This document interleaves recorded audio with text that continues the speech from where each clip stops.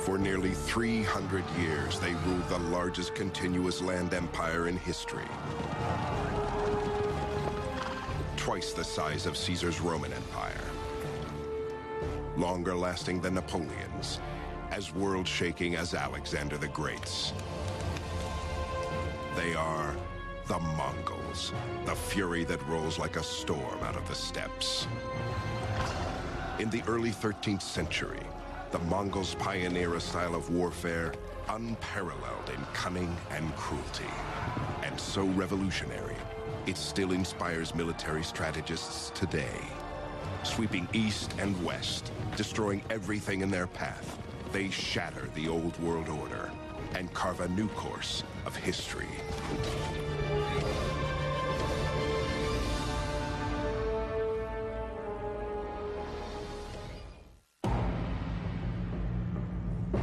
It is the end of the 12th century. As Europe lies mired in the Dark Ages, two cultures set the standard for human civilization. The Islamic states in Persia and Central Asia. And far away to the east, a trio of fabulous kingdoms in China. Between these stretch vast, inhospitable grasslands, the Eurasian steppes. Although the steppes are formidable, they are not empty. Nomadic tribes, the Tatars, Mongols, and others, eke out a grim life. These are some of the coldest places on Earth in Mongolia. Temperatures 90 degrees below zero. So for much of the year, they're fighting nature. It's a life with no margin of safety in it. In 1175, the Tatars renew an old feud with the Mongols. These two tribes, so similar in lifestyle and belief, are bitterly divided by ancient rivalries, a never-ending cycle of alliance, treachery, and revenge. Caught up in their own struggles, they ignore their common enemy, the rich and powerful Jin of northern China. The Jin dynasty, their policy towards Mongolia was one really of divide and conquer. And the Jin would employ the Tatars on raids against other nomadic groups, tribes, khanates that grew too large and too threatening. The Jin wisely perceive that as long as the people of the steppes are focused on each other, they won't trouble them. It is in this time of upheaval that great Mongol conqueror Genghis Khan arises in the 12th century. He does so not from a family of kings or princes, but as a fatherless boy, facing death with his family on the barren steppes. Genghis Khan's given name is Temujin, Mongolian for ironworker. It's fitting. His life will demand an iron will. In 1175, when he is barely 9 years old, his father, leader of the clan, is poisoned by the Tatars. Genghis Khan's father had been an up-and-coming tribal chieftain. Perhaps if he'd lived, he might have become the next Khan of the Mongols. But as soon as he was poisoned, the widows of the previous Khan led the Mongols to desert the widows of Jisige, Genghis's father. And the result was that Genghis Khan was left on the steppe alone with his mother. Abandoned with her children, Temujin's mother gives him a simple charge: seek revenge.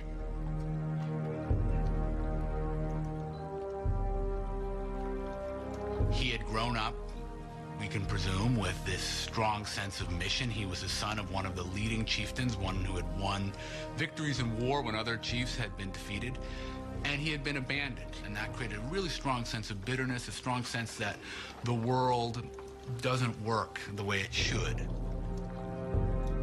For 30 grueling years, Temujin fights to unite his clan and gain the title of Khan, great leader. He learns to trust those proven loyal in battle, and he remains suspicious of all others. By the age of 40, he has grown to be a gifted chieftain. We're looking at a man like Alexander, like Hitler, I have to say, with immense charisma, who made people follow him by the strength of his personality. Having united his tribe in 1196, Temujin turns to the second task: vengeance on the Tatars. The tactics were pretty much entirely horse tactics, and they incorporate all of the things that we would normally expect. Techniques learned in the hunt, for example, would often be employed tactically in battles. The feigned retreat, drawing your enemy in and encircling your enemy, enveloping the enemy. There were elements to their tactics that are so reminiscent of the Blitzkrieg. What I do see new in the case of Temujin Chengiz Khan is his reorganization of society. That has to be reckoned among the most important, not only social innovations, but military innovations, in which he takes the old Central Asian Mongolian tribal structure and refashions it in his own image in a way, breaking the old tribal loyalties, but maintaining the kind of power of this tribal cavalry. As far as we can tell, in virtually every battle they fought, in every battle they won, the Mongols were substantially outnumbered by their enemies. But they were much more mobile because they had so many horses, and they were able to operate, it seems, in small tactical teams. No more than a few score at most. So the first thing you'd see if you were fighting the Mongols is they would seem to be everywhere. Oftentimes they would come at you in a single file, and suddenly they would just disperse, and suddenly they'd be all around you. That was really disturbing. The Mongols' combination of finely honed horsemanship and tactical strategy overwhelms their enemies. They are virtually wiped from the face of the earth in just 2 years. Only their name will live on. And they are but the first of many, for Temujin is molding his army into the finest light cavalry the world has ever seen. And he does take revenge on the people who had inflicted so much hardship on his family, his larger family, and on his immediate family, namely the Tatars, who, when he finally defeats them, as the story goes, he has everyone taller than the axle of a wagon executed. So he decimates, he destroys this particular tribe. The ambitious chieftain is a religious man.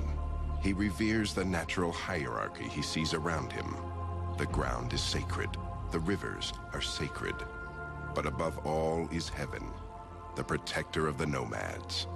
For Temujin, human affairs should mirror this hierarchy, and one man must stand above all others. Temujin has no doubts that fate has chosen him to lead. So he believed, on the one hand, that he was of a heavenly destined lineage. Why? Because when you won victory in battle, it was something decided by heaven, by God, by this Mocha Tenger, eternal heaven, or eternal God, which Genghis Khan firmly believed was in charge of all victories in battle and all successes and failures in this world.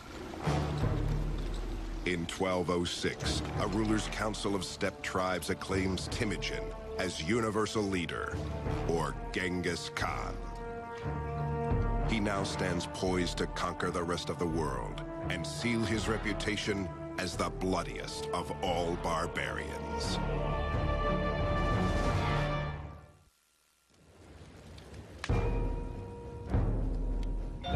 Driven to avenge his father's murder, and empowered by a sense of his own destiny, in 1206, Genghis Khan rises from obscurity to the brink of world domination. He is the ultimate leader, the Khan of all the restless and nomadic tribes of the steppes. His people live a difficult life in a brutal environment. This is a society that is perpetually on the move. So they're ready to bundle up shop in no time at all. So what does that say about how these people live, the tents they live in?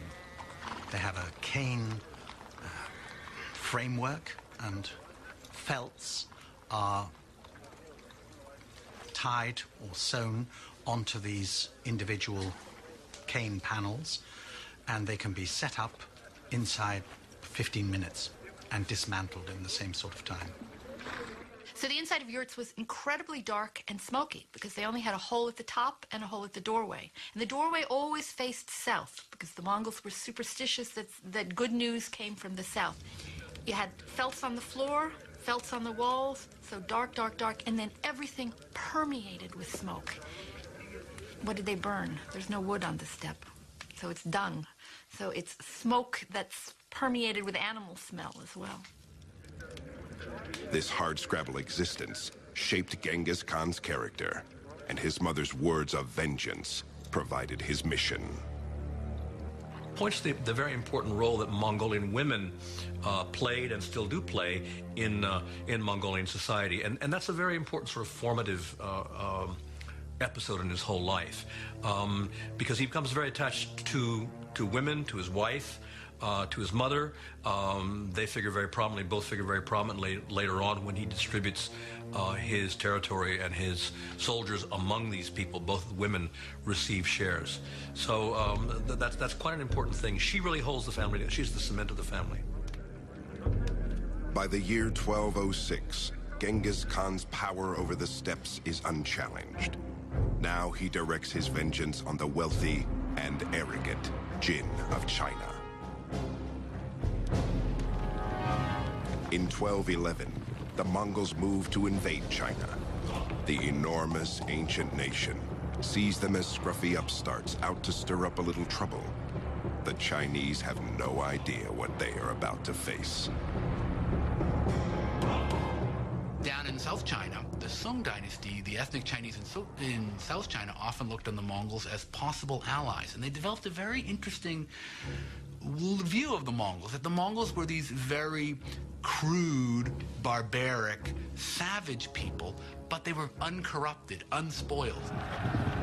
Within hours of their initial meeting, the Mongol troops annihilate a much larger Chinese force. The nomads learn fast. They copy Chinese siege technology to breach their city walls. They become the embodiment of terror. And then they start beating their drums. And these drums are carried by 4 people on ropes. And the mere sound of them drove people mad with fear. They brought with them the prisoners from the previous city that they'd captured and pushed them into the moat so that they could go over them, over the dead bodies at the city walls. And then they would slaughter every living thing, the very cats and the dogs. In 1215, they lay waste to the capital of northern China, Chengdu, present-day Beijing. But just as victory seems within reach, news arrives that trouble is brewing in the Mongolian homeland.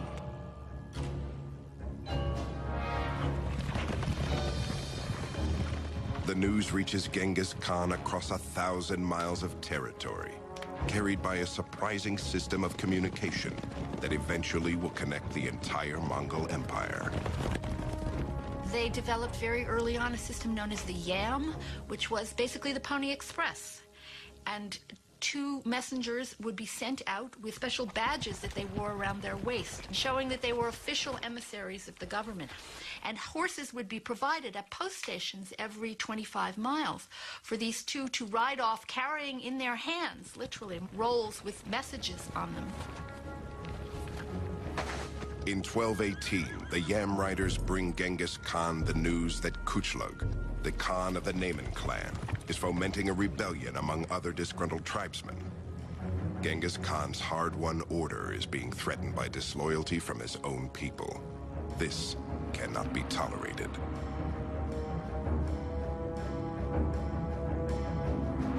In search of the rebels, Genghis Khan launches a crusade that takes him far from his business in China.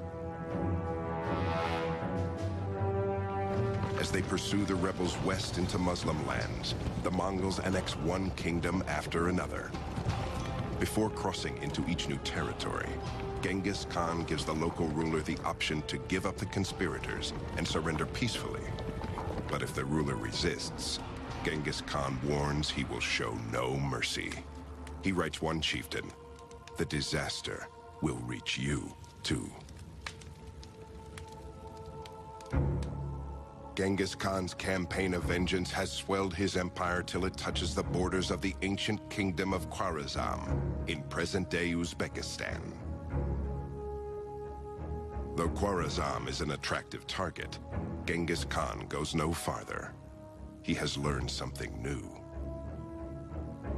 I think that the key moment in the career of Genghis Khan that lifted him from being a territorial chieftain in Outer Mongolia, and it's not accident that Outer Mongolia means the boonies, it means the back of beyond, that moved him from that to a player on the world stage, was when he began to realize that his territories were on the Silk Road and that he could change the fortunes of his people by trade. And so he sent a series of embassies to his nearest neighbor, the Sultan Muhammad, who was the ruler of the Eastern Islamic world. And those embassies were finally followed by a caravan of 1,500 camels. And I think that what happened there was that this particular camel caravan was so rich that it tickled the greed of the Muslim governor of the frontier post concerned at Otrar, and he simply seized it. This governor of this town, he saw this Mongol embassy of merchants coming, basically a trade mission come. He saw all the kinds of things that were in there, and he asked the Sultan Muhammad, what should I do with them? He was told, he implied they're spies. These Mongol envoys are spies. What should I do with them? Can I massacre them? And Sultan Muhammad said yes, and they were. Undeterred, Genghis Khan sends a second envoy, only to have him seized. His beard is shaved off in the street as an act of humiliation before he is sent back. The caravan of gifts, of course, is not returned. Genghis Khan's final dispatch to Sultan Muhammad is simple and grim. "You have chosen war," he writes. And it was that event, that greed, that breaking of the laws of interchange of ambassadors, of allowing merchants free run across frontiers, that caused the Mongol catastrophe, the catastrophe which, as one Russian chronicle says, left no eye open to weep for the dead.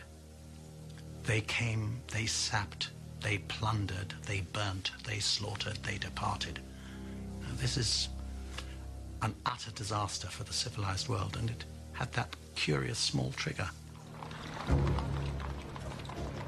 As his soldiers prepare for war in 1219, Genghis Khan is unconcerned. That will happen, he says, which will happen. And what is to be, we know not. Only God knows. In carrying out God's heavenly plan, the Khan will teach his enemies a terrible lesson and continue a conquest that will destroy all that stands before him, including the wealth and knowledge of an entire civilization.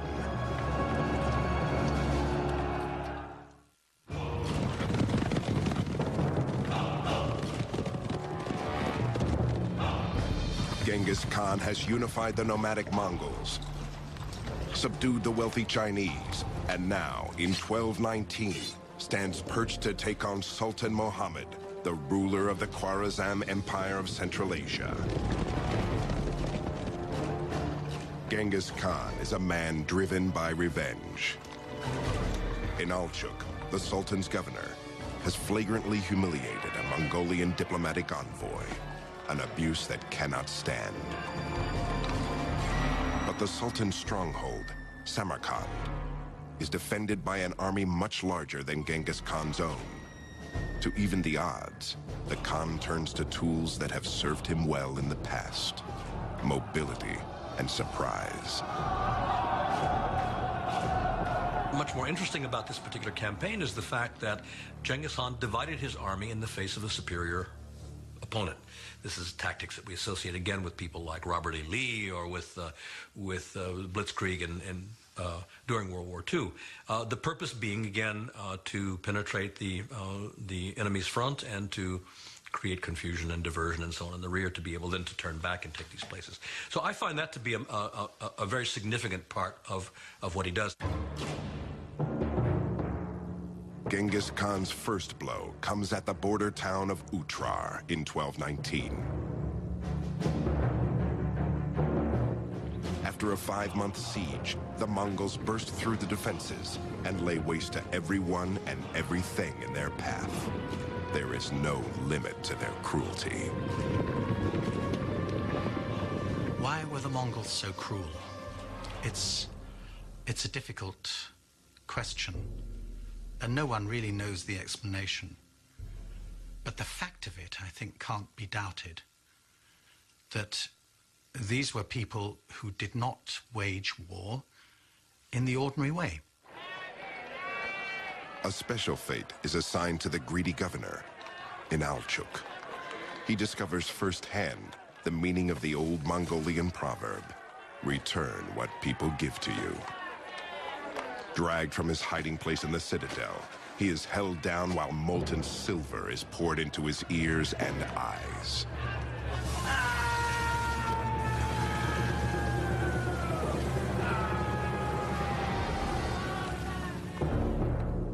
In February 1220, Genghis Khan plots a 3-pronged attack, unrivaled in cunning and malice. First, 2 columns of Mongols strike Khwarezm from opposing directions, east and west. Their main goal? To lull Muhammad into thinking that these trifling attacks are the Mongols' best shot. Medieval armies in Europe and the Middle East had a very strong idea that retreating in the face of the enemy was humiliating. And so they really couldn't do it. And the other reason they couldn't do it was because, from the general's point of view, once you start retreating, everybody would think you've lost, and suddenly you would lose control of your army. Everybody would start running away. Oh, we've lost. We're running away. The Mongols would retreat. Then suddenly, as they're retreating, they'd suddenly break up, start going around again, and start shooting at you again. That was very disorienting for many armies. The constant hail of arrows that would be falling, that was a disorienting thing. Diverted by the Mongols' feints and skirmishes, Sultan Muhammad strings out his forces along hundreds of miles of farmland and river valleys south of Samarkand. But far away to the north, Genghis Khan prepares for the main assault. Genghis Khan carefully seeks out the smugglers and bandits who know the secret water holes and camel routes in the desert of Kızılkum. These will be his guides. They will lead his army over 300 miles of punishing desert sands, a back door to the Sultan's kingdom. In March 1220, Genghis Khan and his army emerges from what the Sultan believed was an impenetrable desert, like demons from his worst nightmare. In one of the greatest strategic rearguard attacks in the history of warfare, proud Samarkand falls in just 10 days.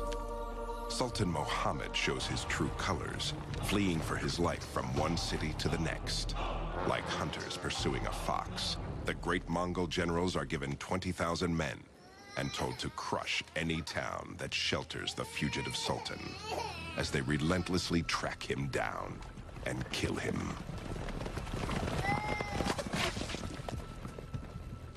So it was not just a matter of beating an army in the field, but eradicating the power of a country to ground zero, so that there could be no recovery. So they sowed salt in the fields. They destroyed the wells, they flooded the cities, they cut the canals, they chopped down the orchards, as if there were no tomorrow. The Mongols' monstrous rampage devastates magnificent Persian cities like Balkh and Herat. Genghis Khan is not concerned. They couldn't care less. So the destruction that they visited on the Eastern Islamic world has lasted to this day. The ruins of once great cities still lay scattered across Persia like ghost towns. With the annexation of Khwarezm, Genghis Khan's empire reaches from the Yellow River all the way to the Caspian Sea, the largest continuous land empire in the history of the world. The most remarkable result of this Mongol conquest is that East is open to West for the first time in 1,000 years. Pax Mongolica, a Mongol peace, allowed people for the first time to travel in absolute safety from Rome to Beijing. That was never possible before, and it wasn't possible until the 20th century afterwards. It's not a small thing.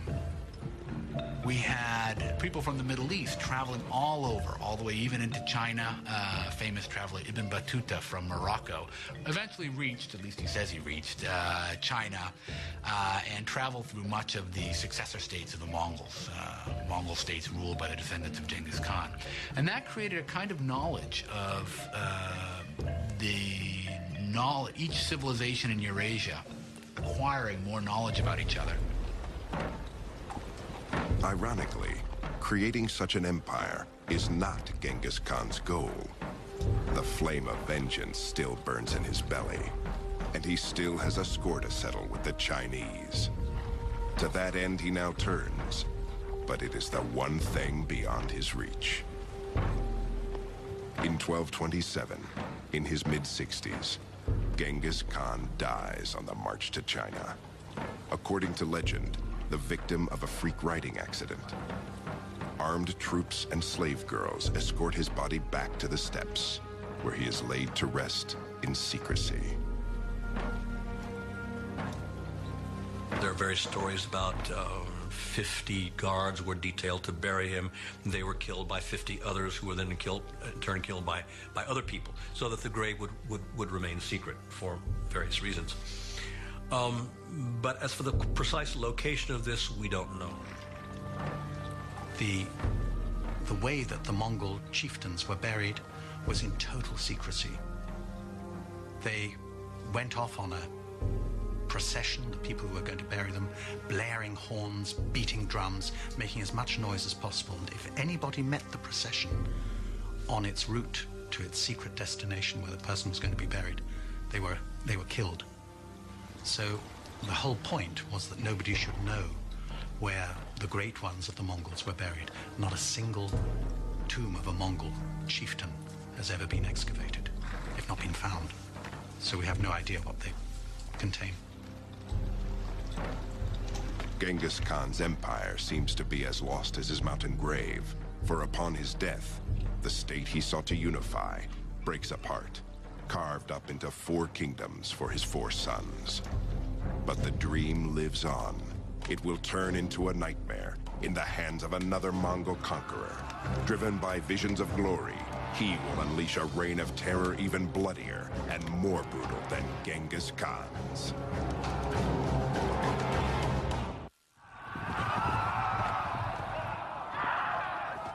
In an eruption of violent conquest, the Mongolian Empire continues to expand after Genghis Khan's death in 1227. In the west, the Golden Horde, descendants of Genghis Khan, rules southern Russia and Khwarezm. In the Far East, the Khan's grandson defeats and unites the 3 kingdoms of China. And in Persia, the Mongols convert to Islam, building fabulous mosques to glorify their new god.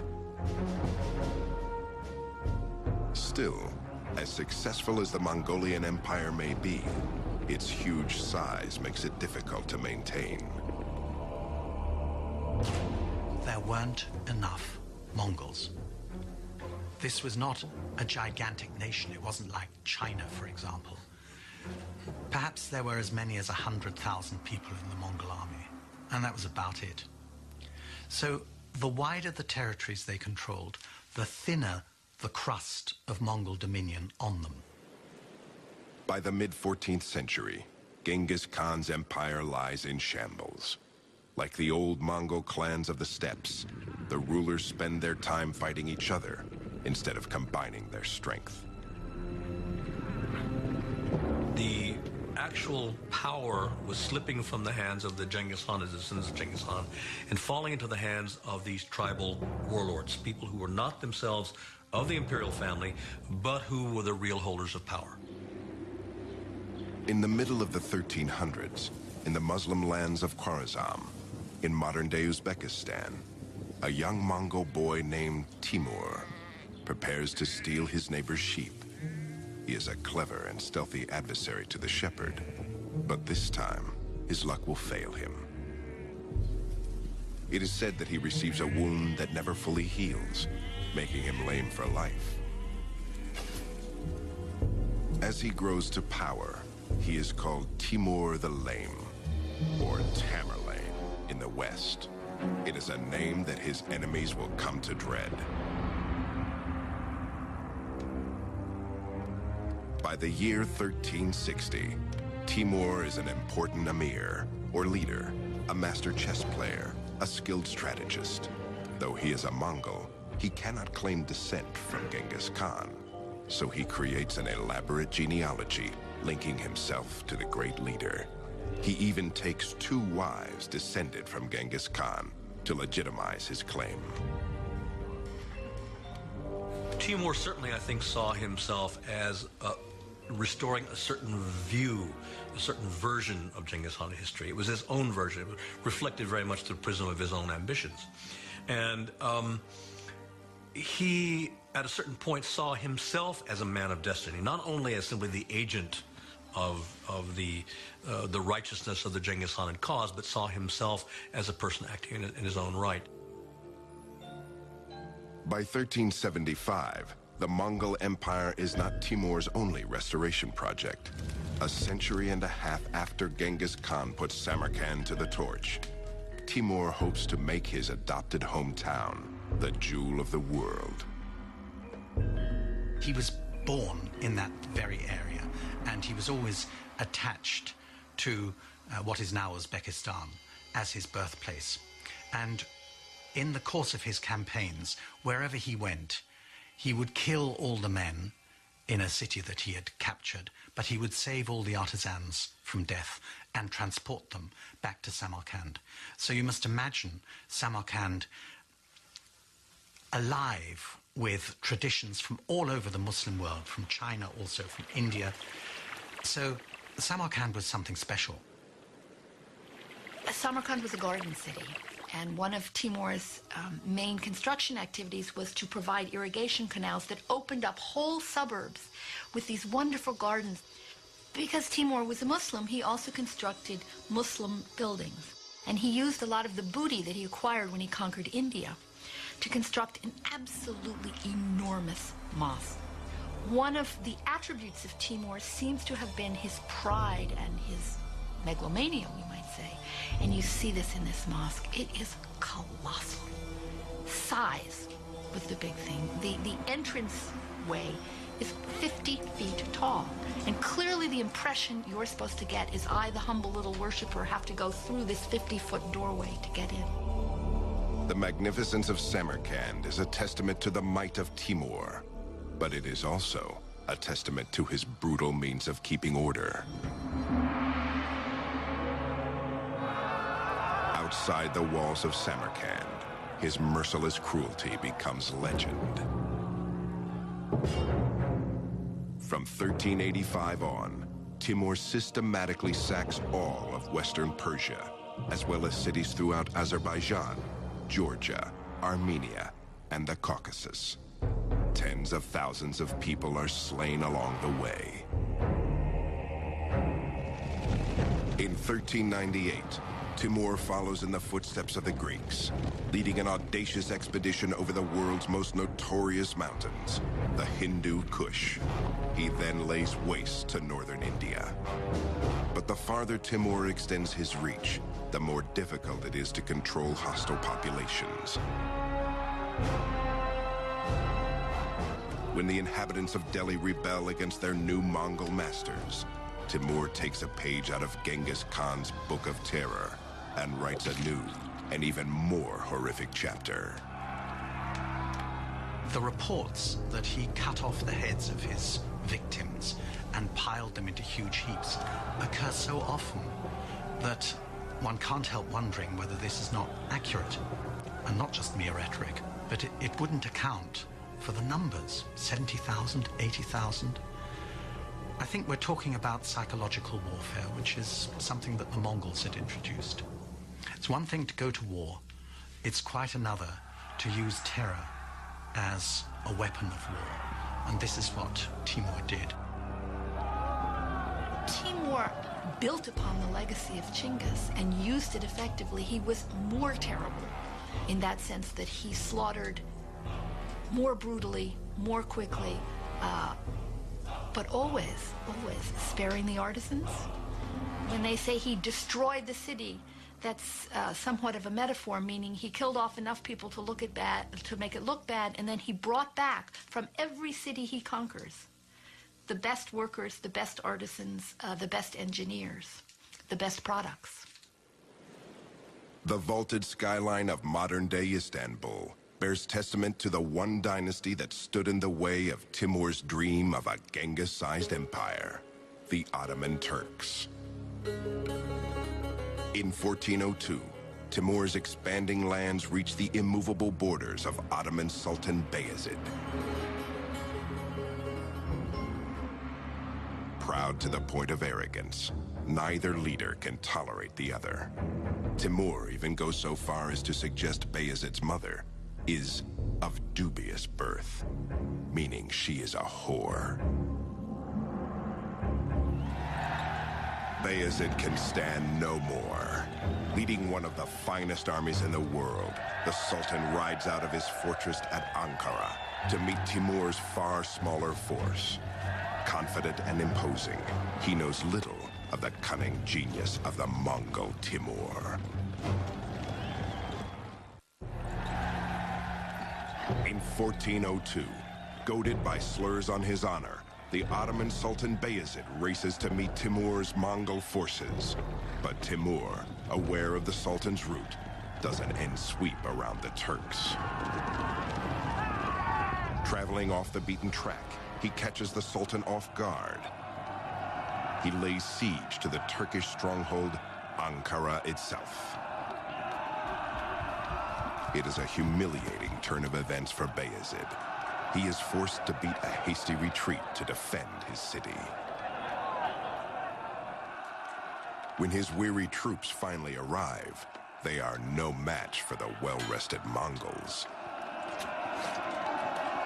Even worse, in the heat of battle, an entire Turkish battalion defects to the Mongol side when they see a beloved prince fighting for Timur. Tricked, betrayed, and totally routed, Sultan Bayezid nobly refuses to leave the field of battle. He is determined to fight to the last, but he is captured and taken prisoner. The Ottoman defeat may taste sweet to Timur, but it is even more delicious to Christian Europe. Now, if you look at this on the grand strategic map of Eurasia at the time, the Ottoman sultans were poised to scoop up Constantinople. They had moved into Europe, they had encircled it, they were ready to begin the siege that would have destroyed the principal city of Eastern Christendom. And just then, that was their bad luck. Someone came knocking at their back door, and that was Timur. The reaction in Europe to the defeat of Bayezid Yildirim was unrestrained joy.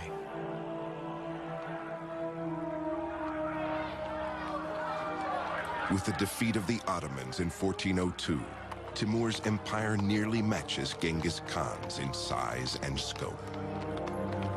Predictably, it is not enough for the voracious conqueror. To secure his place in history, he must do his hero one better.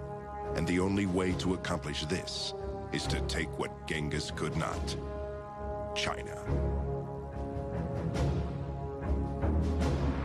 But like Genghis Khan, Timur mysteriously falls ill and dies on the march to China. In 1405, in Samarkand, he is laid to rest in a tomb as ornate as Genghis Khan's was simple. There's a curious story that as he lay dying, he said, "Do not disturb my grave, for if you do, a fate worse than me will fall upon you." And his grave was kept absolutely untouched until the 22nd of June 1941, when Soviet archaeologists opened the grave and found the skeleton of a tall man with a damaged hip. And on the 22nd of June 1941, Hitler launched his attack on Russia. And that was the signal for some 20 million Russians to perish in the following 4 years. So you could say that he had a long arm, and that that long arm stretched right into the 20th century. Without the force of Timur's personality and leadership, his heirs are unable to hold the empire together. The Mongols begin to fade into history. Too small in number to rule their vast empire, they become assimilated into the cultures they conquer, adopting their religions and customs as their own. And yet, their impact remains immeasurable even today. By opening China to the west, the Mongols created an insatiable thirst for Asian goods. The drive to quench it spurred the Age of Discovery and the voyages that would lead Europe to America. Truly, by shattering the old empires of China and Persia, the Mongols gave birth to the modern world. An empire that stretched from the Sea of Japan to the Baltic, from Korea to East Germany, and took in most of Eurasia, apart from India and Southeast Asia. There's been nothing like it. Will the world ever see another empire like it? In Mongolia, some fervently hope so. Even today, Genghis Khan is worshipped there as a god. His name is a source of national pride, his tent a hallowed shrine. Small wonder, then, that the Mongols wait eagerly for the spirit to rise anew and for the barbarian to return.